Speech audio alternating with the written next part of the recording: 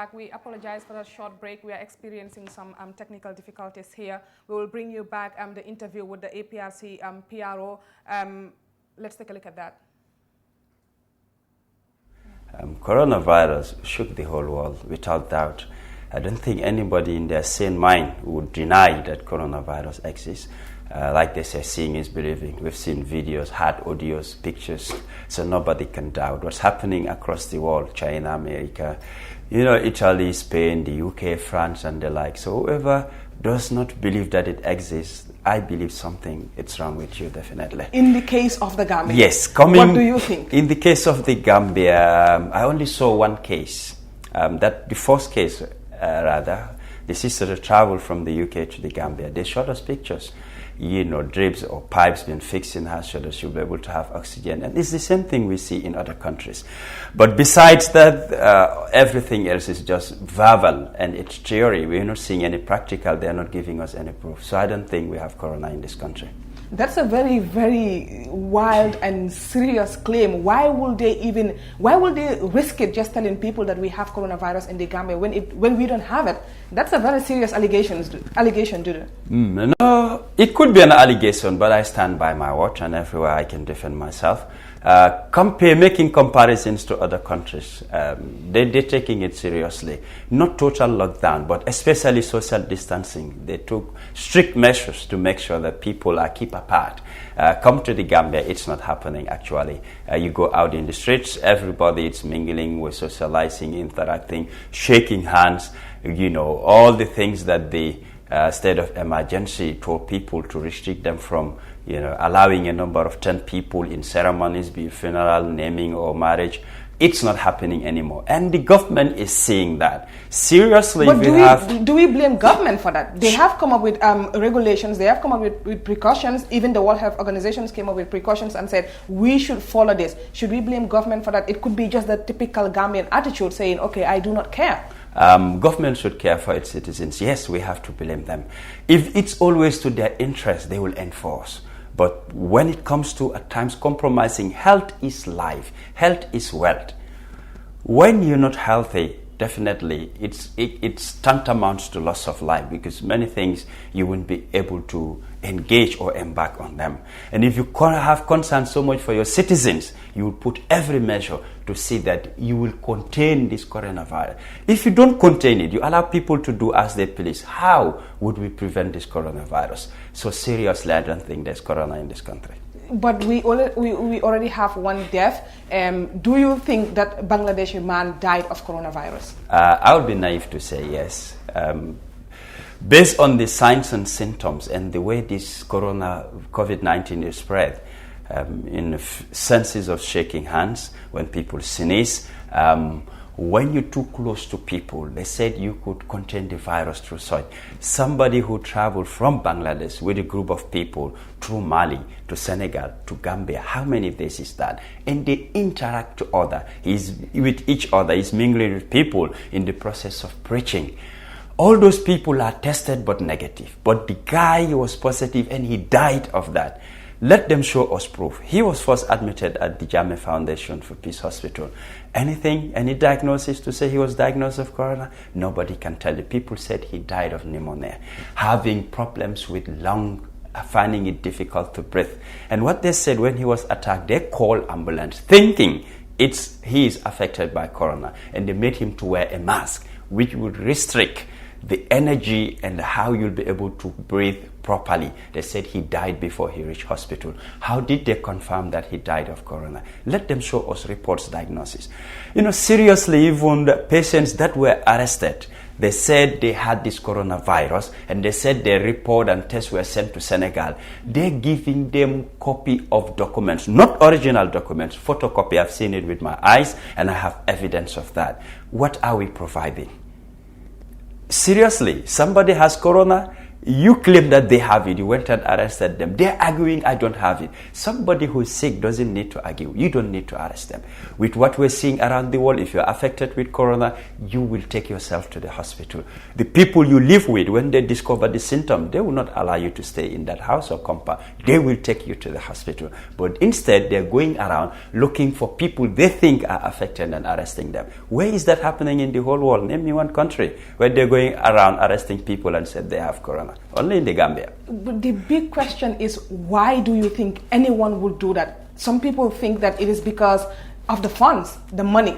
What do you think? Exactly. That's my take as well. With the amount of money being pumped in every country, those that Who are would affected. play around something as serious as this in the name of funds? Gambia, I would say. Because look at the health minister, Mr. Samate. You come and give people update. You telling us numbers, those that are positive, negative, tested, and the like.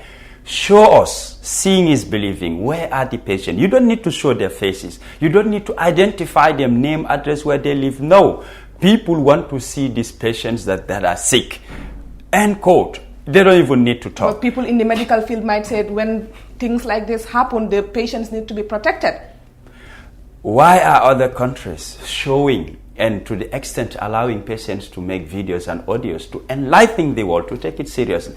Protecting patients, yes, that's why I said you don't need to show their face. You don't need to identify who the patient is. Let's just hear a message from them. Let people see that they are admitted and they're in the process of treatment. I have evidences of people they took to Wencho, commonly called, people whom they claim that they have coronavirus. They were there dancing. They themselves were taking their own temperature, sending it to the medical officers. The medical officers were not even around when those people they admitted there, they claimed that they are not feeling okay. Does that definitely add up? And they normally call them and talk to them through phone, distancing themselves. How can you have patients and you don't have medical people around, but instead you put the PIU to make sure that they're not leaving the place? Where is that happening in the whole world? Name me one country. Seriously, I don't believe that there are coronavirus patients in this country. Let them prove me wrong. The minister has also announced that there has been 5 new cases of the virus. What do you think? They're just adding up their numbers to keep it long, make more money. That would be my take. But 5 new cases, they said, discovered in Bakau. Now they're going around the whole vicinity to say, let people come out, they'll be tested. The soldiers will be there to help them do this, do that. These other cases that they have, where was it detected? Which area, which families, which compounds? Are they doing the same? No. Why only Bakau? When you have 5 new cases and these people, they also belong to communities and homes and compounds. What happened to the people they were interacting with? It's definitely not adding up. Why only Bakau? Maybe because they are scaling up because it's local transmission. Really? I believe COVID-19, it's nothing local. This is a pandemic which affects the whole world, and I believe from person to person, I'm not seeing the virus being different based on what is flowing on the media, but Gambia has their own version, which is definitely worrying me. So you believe the Gambia government is saying there is coronavirus in the Gambia because they want to have more grants, more loans from the international community? Exactly, that is part of it. Otherwise, if there's virus here, they will take strict measures to protect its citizens. It's not happening. Socializing, it's something that takes the virus. It spreads it very fast. Why are they allowing it? Then I would say they're not serious if they want to contain the virus. Are you just trolling government efforts, or you actually believe in what you are saying? Not only government efforts. What I'm telling you, I walk around and I see what is happening. And I have proofs and evidences of people they claim suspected to have this coronavirus. And those people are dancing. Somebody who's contained with this corona dancing. Where does it happen in the whole world? Only in the Gambia. It's definitely funny. Not talking for the sake of talking. I have evidences. Let them challenge me and I can put it on the social media for the whole world to see.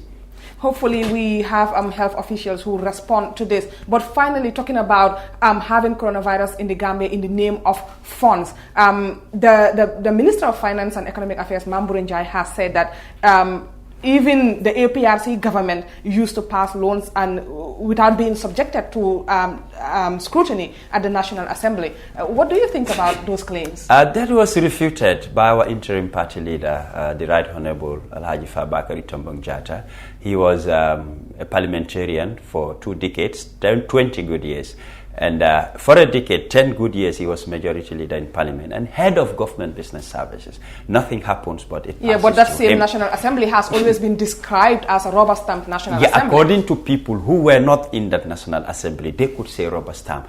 But name me one MP, those that are not even APRC, who were in parliament, that will call them rubber stamp. You cannot be sitting outside and you want to dictate what is happening in house. That's definitely funny. And he challenges Mambure that what you're saying, it's not true.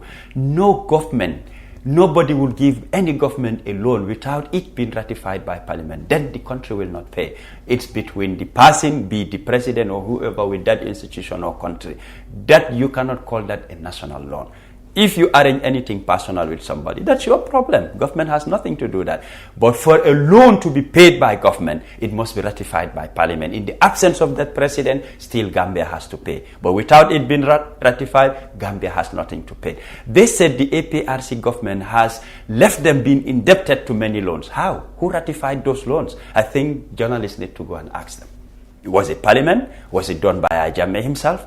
Is it adding up? No way. Oh, those claims they said that they were left with huge amounts of loans. Is it really true? Who ratified those loans? This is the question I'm asking. If that parliament was a rubber stamp. Do you think a German government would have handled this crisis differently? Oh yes, without doubt, because How? the Ebola crisis was an example. When neighboring countries had it, we never recorded a single case in this country. And beside, he extended a helping hand to Guinea-Conakry and Sierra Leone, giving them money to support them fight the Ebola cases. So that example, that alone, is a bright example that it would have done better compared to this government. When cases have been reported, you still left our entry points open. Until you report cases, you want to take it serious. And up till now, there's not 100% closure of our borders. People are sneaking in. Are we really serious? Thank you very much, Duru. It's all right. I am Ronald Senghor. I am Fanta Sise. I am Jenovan. Welcome to the After Ramadan Show. Stand a chance of winning millions of dollars. All you have to do is call or SMS 1010. For $3 only. Excitement. Numbers. Big surprises. Watch us live on GRTS on every Monday, Wednesday, and Fridays at 9 p.m. And listen to us on Afri Radio and all other major radio stations. Stay home and stay safe. Share the Ramadan with us and participate. Because with AfriCell, you're always a winner. Welcome back. May 3rd is World Press Freedom Day, a day to celebrate the fundamental principles of press freedom around the world. And today I am joined by the Vice President of the Gambia Press Union, Mustafa K. Dabo, to talk about why this day actually matters and an overall look at the Gambia media industry. Welcome to the Fat Network News Review, Mustafa Dabo. Thank you. I'm glad to be here. This is a day to really celebrate the fundamental principles of freedom across the world. Why does this day matter? Well, it matters for two crucial things.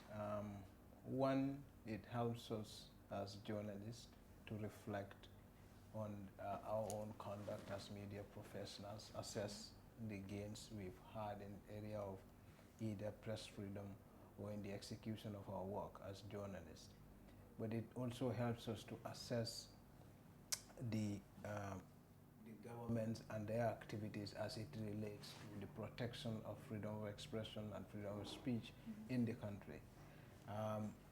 It also helps us to remember those of journalists who were with us and they were no longer with us because of assassinations or some other things that may have killed them. So it's a very good day set aside to reflect on the gains so far, but also the challenges that the media professionals and the profession in general encounters.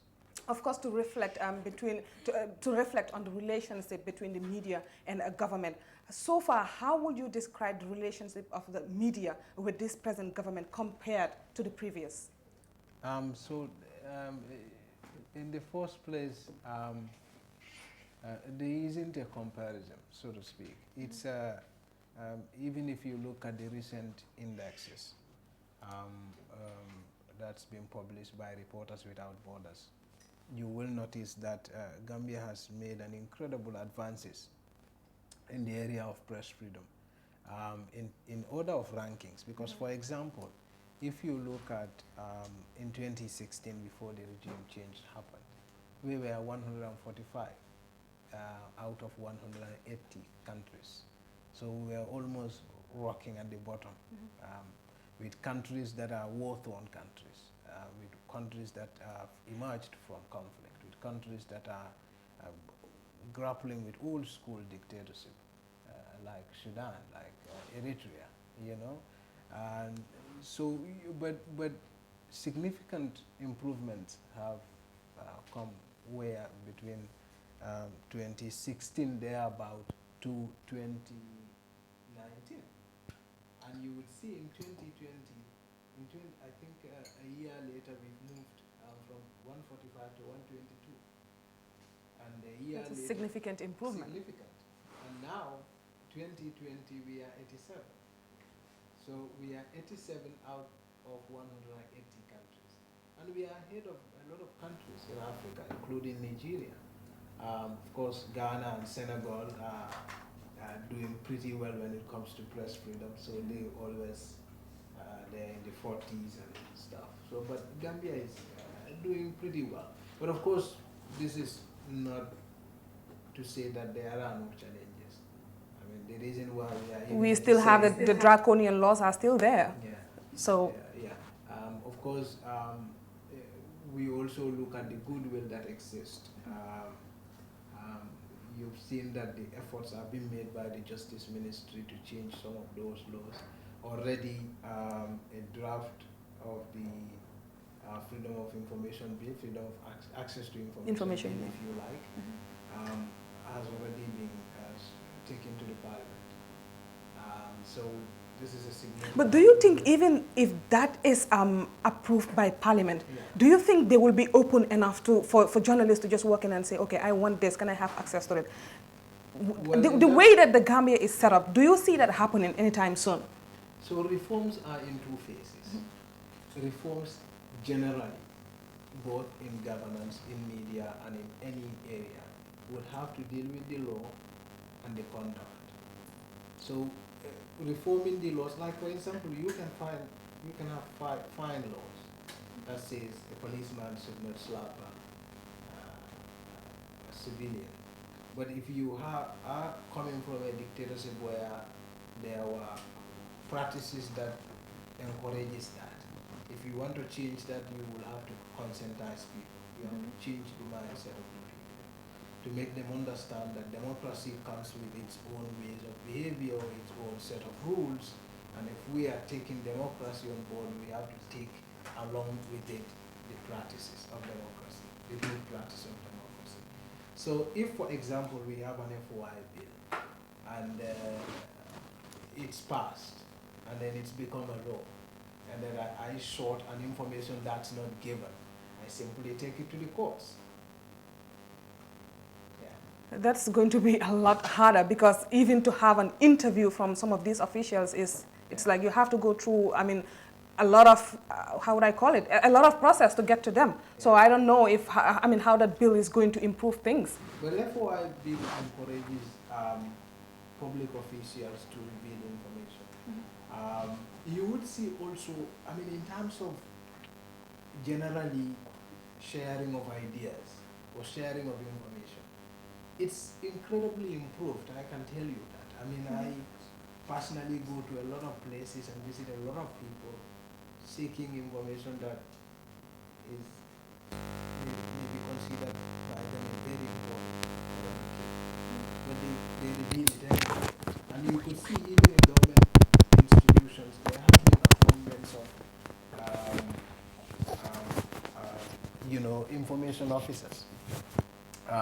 The information officers, you've seen agriculture has it, health has it, foreign affairs has it, energy has it. Now finance also hires someone to help them in communications. So it's sinking in slowly, the understanding that the only way that democracy can move forward and can be sustained is through encouraging an idea of marketplace of ideas, through encouraging the issue of accountability, transparency. that's the only way citizens can participate in the governance process. And that's a slow thing for it to occur. But slowly you see government officials, even at the senior level, understanding the role of the media. Of course, we know there are tough challenges. It's just been few months ago when 2 radio stations were shut down, yeah, by paramilitary officers, and they put police officers there. We were all scared at that, and of course, which is normal. Well, of course, you will see also, fast forward, after that happened, there were negotiations brokered by the Human Rights Commission, and some positive changes happened, and those were things that were encouraging. And so we have both the good and the bad. Right. The picture is not without a lot of blind spots. And the media, Gambian media, is often sometimes viewed as the enemy by the people. Do you think that the media is contributing its quota towards nation building? I think so, incredibly. You may think that the people are against the media, but I disagree. I think the people are with the media. I was in Birikamo when Pamodu Bojan's radio was shut down, and you may disagree with him, but his community thinks that he was serving them and doing so genuinely, and they took it upon themselves to visit the radio station to forcefully bring it back to back on air, and few people had to intervene to talk to them. That tells you that that community in which he operates values his content. And you've seen that in a lot of places. There are, of course, a lot of media houses, if they had announced that X, Y, and Z want to take us off air, you would see a lot of support. So I think incredible number of people are recognizing the importance of journalists in our democracy, especially in a time like this. This is a time when we are transitioning. This is a time where efficient utilization of our resources, it's needed more than ever, where transparency, accountability is needed more than ever, and also where our institutions need to be strengthened so that we overcome the hurdles of the past moving forward, because it's a fragile time. So, I mean, people recognize this. People recognize the role of the media, but let's talk about the sentiments sometimes that they throw out there. Sometimes they describe Gambian journalists as, oh, he's a journalist, she's a journalist, or she's under somebody's payroll, he's under somebody's payroll. How do you feel about those sentiments? Which I think is good. You see, there is a good side to that. There is a reason why I said that, because there is a reason why I love online. For example, as I am talking right now, probably there is someone saying, shut up. Yes. And that's accountability. That's very vital in our work too. Media ought to also be accountable to the voices of the people. And that part of it is also vital. Sometimes you would hear a lot of toxic emotions. You would hear a lot of people who are angry at your conduct, but they've not necessarily analyzed your content. They're just angry at the content, because the content affects someone dear to them. But that's also and good. I think, Mustafa, because I think sensational journalism is taking over. And I think, but I think it's just the way that the dynamics of this industry are changing. I remember some time ago someone telling me, you need to bring Dusano, no disrespect. And I said to the person, oh, sure, no problem. What are we going to talk about? And then he said, anything, just it will bring the buzz, whatever they call it. People are going to watch. So I think there is some sort of sensation in our work, and it affects even us, the journalists. Now, but you see, the way the journalists perceive things and the way the common person totally different things are supposed to be different. It's like me. I have a lot of I have the GPPA regulations with me. The regulations guiding procurement. But when I am doing a story on issues relating to procurement, I have a lawyer friend I always talk to, because it's not my expertise. I am just reading the text and understanding the English language. Right. But I don't know the meaning of the text in a legal context. This is always different. You have a lot of people who may be cheering you or who may be angry at you, they're doing so, but they don't know your work as much as you do. And as a professional, you should be able to know what kind of content you need to bring to your people. Yeah, but sometimes we also see, I mean, journalists, media houses blatantly showing, I mean, where they are affiliated, and which gives the public, the reason for them to say, oh, you are this and you are that and you are that. How do you think that we, the people, the practitioners in the industry, should handle those kind of things?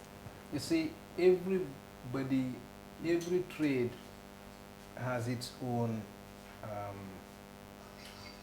For a journalist, the most crucial thing is integrity. And that integrity comes to you through hard work over time. And you don't get to have that when you pick a side. Because we are not at war. It's not where some others should win and some others should lose. A journalist's main task is to make sure that the society moves forward. And we do that by encouraging participatory democracy. That is why the media exists, the so-called free marketplace of ideas. So we don't get to construct a society like that when we have friends and enemies. We don't do that. So that is supposed to be outside of the conduct of the journalist. To choose a political party or a politician or a musician against the other, that is supposed to be outside of our conduct. Yeah, but even the GPU is not, spared from those kinds of allegations. Your press union is usually described by some people as being partisan, as being conflicted, as being affiliated with certain political parties. What is your response to that as the vice president of the Gambia Press Union? You told me you are here to talk about World Press Freedom Day, but yes, I have to ask you.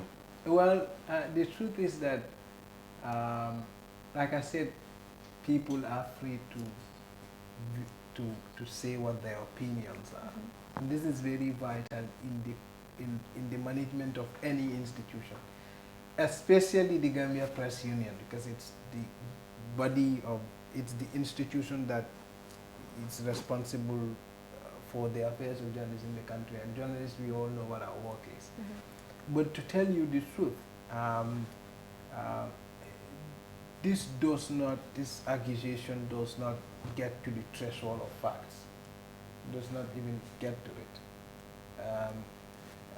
For example, they said, oh, well, maybe their president or their vice president is UDP affiliated, but because of what? Based on what? Do they carry the UDP sky? Have they ever attended their meeting? Have they ever written their press releases? Have they ever done stories that tilt the election in their favor? What do they do? Do they attack their opponents? What do they do that makes you to reach that conclusion? And this is the most crucial thing that's available, technique available to journalists that may not be available to an ordinary person. You understand? Like, how do you reach a conclusion? What sort of views, what sort of information do you have to get to a particular conclusion? And if you ask anybody who is peddling that's false news, would certainly tell you, because this is in fact no news, it's not even false news. They will tell you, well, I don't know. They're just saying it maybe because my surname is Dawa. And that would be killed anyway, but it would not be fact. I want to talk about, again, the dynamics of this industry, especially in the Gambia. The trends are changing. We have the Facebook Lives. Everyone can come up and do their live and say whatever they want to say and keep it moving. There is this scramble for Facebook likes, and there is this rush for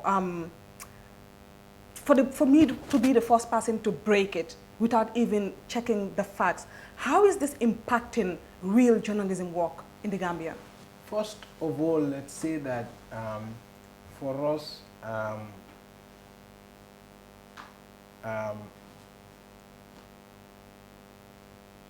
Facebook is a very important tool. A very powerful tool at that. To our work.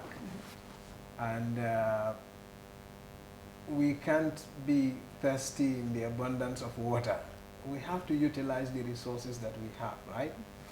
And also to be forced to publish something has been a thing in the media for a very long time.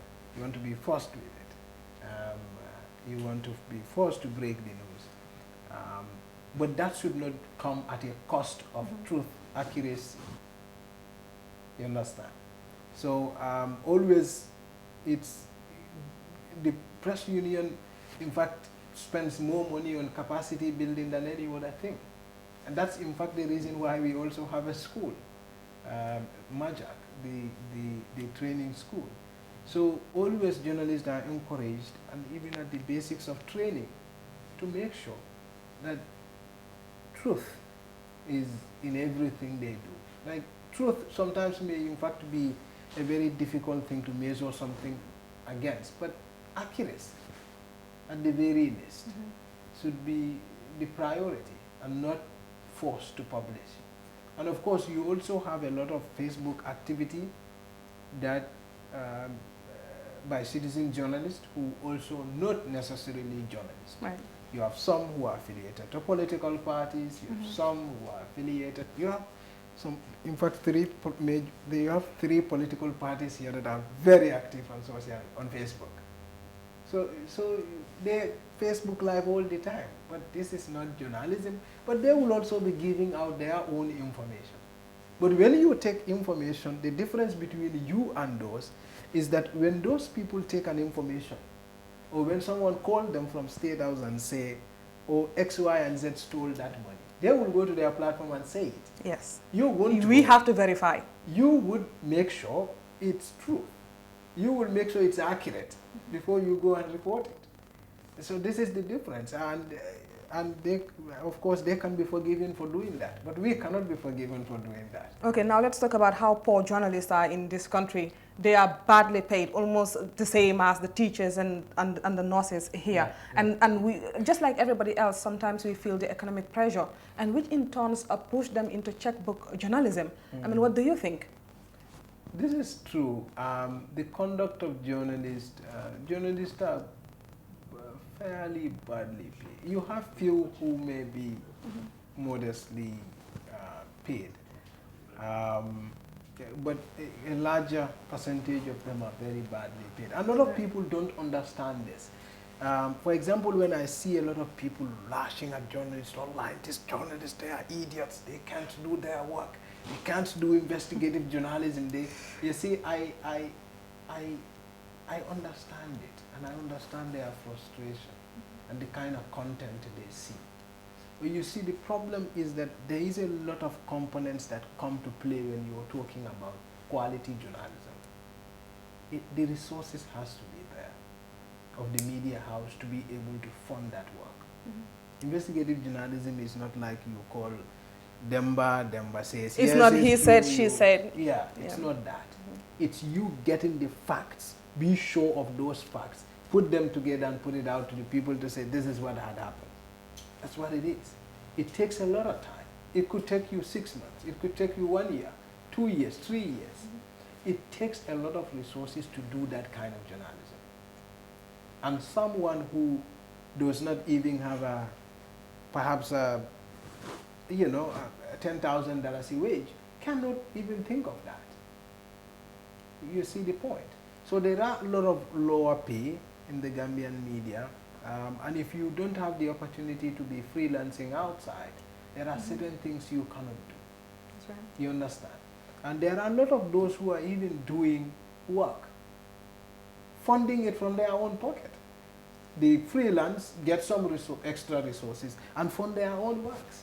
People don't know.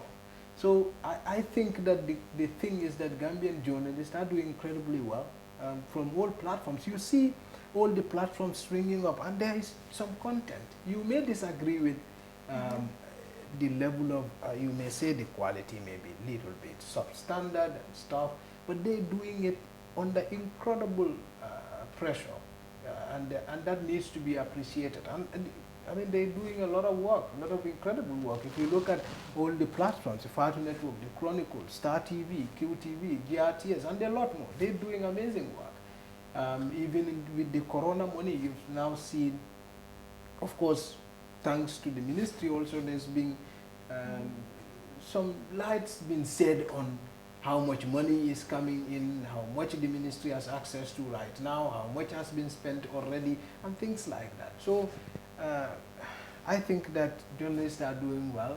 Of course, there is bad wage, and that the union is trying to Right. How is the union engaging? Do something about the media that, houses. It's a very complex thing. It's a very complex thing. Right now, the union is working on recruiting. It's in a very high stage, and I'm sure probably you may invite the Secretary General someday to talk to you about that, because he's the main man making things work at the union. I'm a politician. But really, I do know that the union is working very hard. In fact, they not long ago had recorded and registered media house representatives, union representing various media houses. And this is so they could be in touch with these journalists, know effectively and efficiently their working conditions, what their needs and things like that, so that we could have an effective bargaining with media owners. But you know also you can forgive the media owners for certain kind of conditions because the media cannot be separated from the economic environment.